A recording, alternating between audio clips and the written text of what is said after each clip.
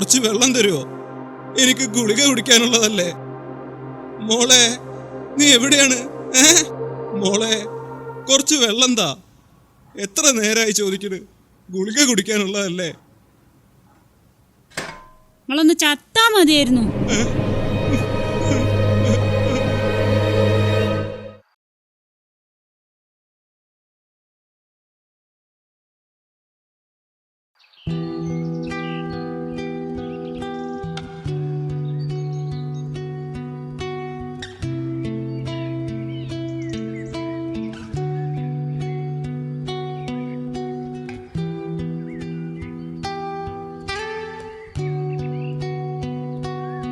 അയ്യോ കുമാറോ, എന്താ ഇവിടെ?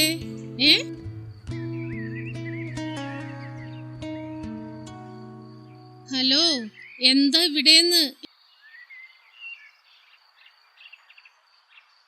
ഇതാണ് എനിക്കിപ്പോൾ പറ്റിയ സ്ഥലം. കണ്ടില്ലേ, ശവപ്പറമ്പ് മാതിരി എൻ്റെ മനസ്സ് പോലെ. എന്ത് പറ്റി മാഷേ? എന്തു പറ്റാൻ? Mine is A shattered life. എന്താണ് ഇങ്ങനെയൊക്കെ? ഒത്തിരി ഉണ്ടോ പറയാൻ. എന്നാ നിങ്ങള് പറയേ.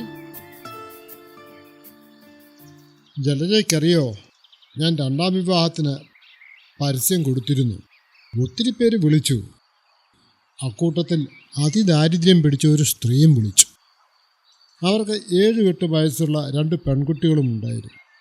അവരുടെ ഭർത്താവ് ഒരു മഹാകുടിയനായിരുന്നു, കുടുംബത്തെ അന്വേഷിക്കാത്ത. ഒടുവിൽ അയാൾ ഈ സ്ത്രീയെ ഉപേക്ഷിച്ച് പോയതാണ്. വാടക വീട്ടിൽ താമസം.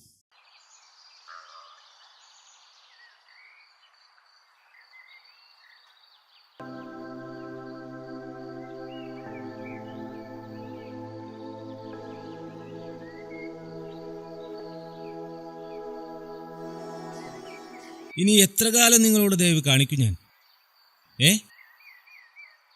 ഞാൻ ഈ കാര്യത്തിന് എത്ര പ്രാവശ്യമായിട്ട് വന്നു പോകുന്നു.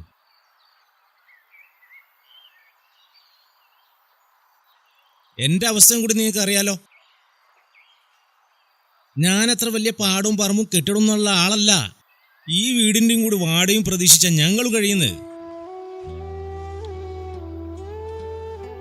ഇനി ആരെ കാത്തു നിൽക്കണം നിങ്ങൾ ഈ പറയുന്നത്? അല്ല, ഇതിന് തീരുമാനം വേണ്ടേ? കഴിഞ്ഞ തവണ പറഞ്ഞതുപോലല്ല. ഇത് ഞാൻ അവസാനമായിട്ട് പറയാം. എനിക്ക് ചില 7 മാസത്തെ വാടക നിങ്ങൾ പിന്നെ തന്നാലും മതി. അടുത്ത ആഴ്ച എനിക്ക് വീട് ഒഴിഞ്ഞു കിട്ടും. അതിനെന്താന്ന് വെച്ചാ ആരാന്ന് വെച്ചാൽ കണ്ട ഏർപ്പാട് ചെയ്തോ. വേറൊന്നും എനിക്ക് പറയാനില്ല.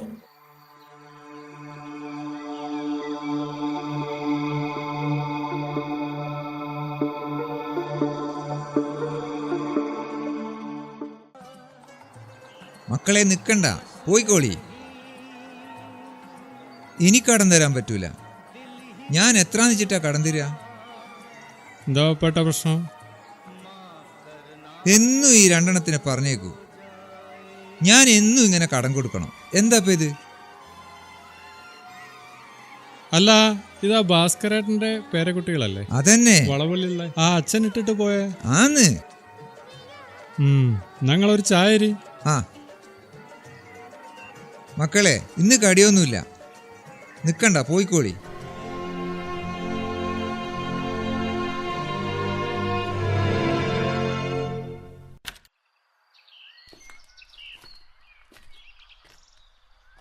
ഇഷ്ടമായിട്ട് ചെയ്യുന്നതല്ലേ പെങ്ങളെ, ജോലിയായി പോയില്ലേ. പൈസ അടച്ചാൽ മതി, ശരിയാക്കി തരട്ടാ.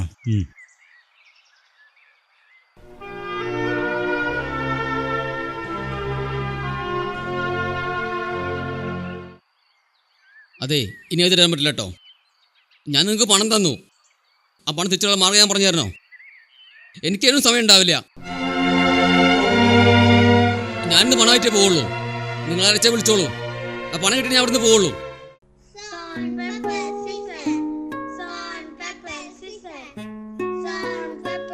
ഡീ, വെറും കളി തന്നെ. ഇവിടെ ഇങ്ങനെ കുത്തിയിരിക്കാതെ എവിടെയെങ്കിലും പോയി ചക്കയും മാങ്ങയോ വീണോ പോയി നോക്കിട്ട് വാ.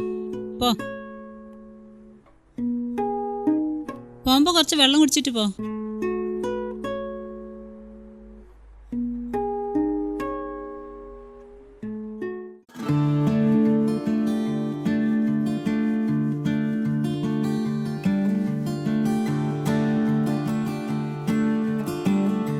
തനിക്കറിയാമല്ലോ എൻ്റെ നേച്ചർ. അങ്ങനെ ഞാൻ ആ വിവാഹം കഴിച്ചു. അങ്ങനെ പറയുന്നതിനേക്കാൾ നല്ലത് ഒരു കുടുംബത്തെ കൂട്ടമരണത്തിൽ നിന്നും രക്ഷിച്ചു. അറിയാലോ, അന്ന് ഞാൻ വരുമാനമുള്ള ഒരു ഹോട്ടൽ കൺസൾട്ടൻ്റാണ്. അവരുടെ സകല കടങ്ങളും തീർത്ത് പുതിയൊരു വീട്ടിലേക്ക് മാറ്റി. അവരുടെ അച്ഛനെ നല്ല രീതിയിൽ ട്രീറ്റ് ചെയ്യാനും നോക്കാനും സാധിച്ചു. എനിക്കറിയാം, പണ്ട് വയറ് നിറയെ കഴിക്കുന്ന കൂട്ടുകാരോട് കുമാർ പറയാറുള്ളത്, വിശപ്പ് മാറിയെങ്കിൽ നിങ്ങളുടെ ബാക്കി ഭക്ഷണം ഒരു കുടിലിൻ്റെ സന്തോഷമാണെന്ന് ഓർക്കണേന്ന്. മക്കൾ രണ്ടുപേരെയും ഡിഗ്രി പഠിപ്പിച്ചു. അവർ ആവശ്യപ്പെട്ട പോലെ ഇഷ്ടമുള്ള വസ്ത്രം, നൃത്തം, സംഗീതം, സ്കൂൾ ടൂർ ഒന്നിനും ഒരു കുറവും വരുത്താതെ രമണിയുടെ അച്ഛനെ മരണം വരെയും സംരക്ഷിച്ചു. അവരുടെ 2 പെൺകുട്ടികളെയും വിവാഹം കഴിപ്പിച്ചു. ഇയാളുടെ ഒരു കാര്യം. ഒന്നും പ്രതീക്ഷിച്ചല്ല ഇതൊക്കെ ചെയ്യുന്നത്.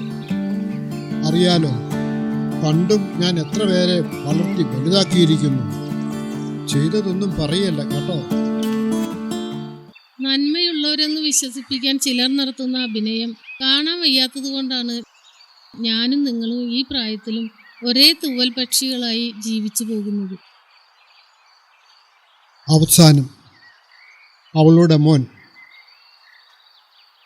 അല്ല എൻ്റെ മോനേക്കാൾ സ്നേഹം കൊടുത്തു വളർത്തിയവൻ, അയാളെ ഈ വീട്ടിൽ കയറ്റരുതെന്ന് ഫോണിൽ കൂടെ പറയുന്നത് ഞാൻ കേട്ടു. വരൂ, നമുക്ക് അല്പം നടക്കാം. വെയിറ്റ്. ഇവിടെ അടുത്ത് അച്ഛനും അമ്മയും അപകടത്തിൽ മരിച്ച ഒരു പയ്യനെ ഹോട്ടൽ മാനേജ്മെൻറ്റ് പഠിപ്പിച്ചു. അവൻ എന്നെ കാണാൻ വരും. ഇങ്ങോട്ട് വരാനാ പറഞ്ഞ്. എന്തൊരു മനുഷ്യൻ! തനിക്കറിയോ, ഈ ലോകത്ത് നല്ലവർ ചീത്തയായവർ കൂടുതലുമല്ലേ?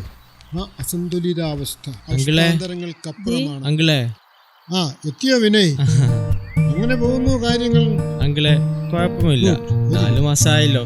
പിന്നെ ഇൻഡസ്ട്രി അല്ലേ, തട്ടുമുട്ടും ചില പാരകളൊക്കെ ഉണ്ട്. ഷേവ് ചെയ്യാതെ വന്നതിന് ക്ലാസ്സിൽ നിന്ന് ഇറക്കി വിട്ടത് ഓർമ്മയുണ്ടല്ലോ. Grooming is very very important. It shows what you are, how you. ഓ ശരി ശരി, മനസ്സിലായോ? Best of luck. ആ ഭക്ഷണം കഴിച്ചിട്ട് പോവാം. അയ്യോ വേണ്ട, ഞാൻ ഡ്യൂട്ടിയിലാണ്. ശരി ശരി ശരി അങ്കിളെ. Okay, all the best. Bye. അപ്പോൾ ശരി, ഓക്കെ.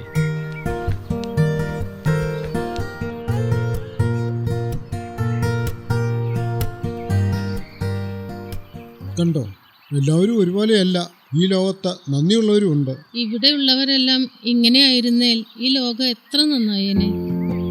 സത്യം പറഞ്ഞാൽ സഹജീവികളോടുള്ള കരുണ, സ്നേഹം, ഇതൊക്കെയുള്ളൊരു വ്യക്തിയെ സംബന്ധിച്ചിടത്തോളം അയാൾ സാധാരണ ചെയ്യുന്നൊരു പ്രവൃത്തിയാകും. എന്നാൽ അതില്ലാത്തൊരു വ്യക്തി പുറമേ നിന്ന് ഇത് കാണുമ്പോൾ ചിലപ്പോൾ മഹത്തരമായി തോന്നും. പോകാം.